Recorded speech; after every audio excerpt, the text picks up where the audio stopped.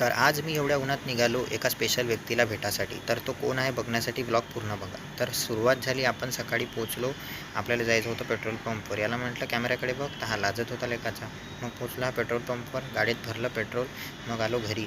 घरी आल्यावर आपण फ्रेश झालो, अंघोळ झाली, कपडे घातले. मग म्हटलं ऊन बहुत आहे, सनस्क्रीन लावून घेतो थोडासा. नाही तर कसं आहे, काळा पडून जाईन ना, चांगला नाही वाटत. मग बढियापैकी सनस्क्रीन घेतली आणि चोप काढली आपल्या चेहऱ्याला. आत्ता जमलं एक नंबर. मग निघालो गाडीनं नागपूर जायसाठी. आणि हा वेदर तर इतका मस्त होता का ऊन अंगाला चटचट झोमत होती. मग आता मी पोचलो.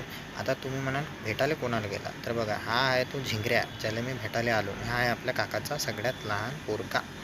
मग हा मस्ती करत होता आणि मी याचसोबत टाईमपास करत होतो. आता हा काहून हसत आहे ते तर मला बी समजलं नाही. त्यालाच माहीत आता तो काहून हसत होता. तर अशी आहे गंमत. मग संध्याकाळी मी आलो ह्या गार्डनमध्ये. म्हटलं थोडासा टाईमपास करून घेतो, गमत नव्हता. आणि हे पोट्टे बी माझ्यासारखे टाईमपास करत होते. मला बी कामधंदे नाही आणि यांना बी कामधंदे नाही. तर चला भेटू पुढच्या ब्लॉगमध्ये.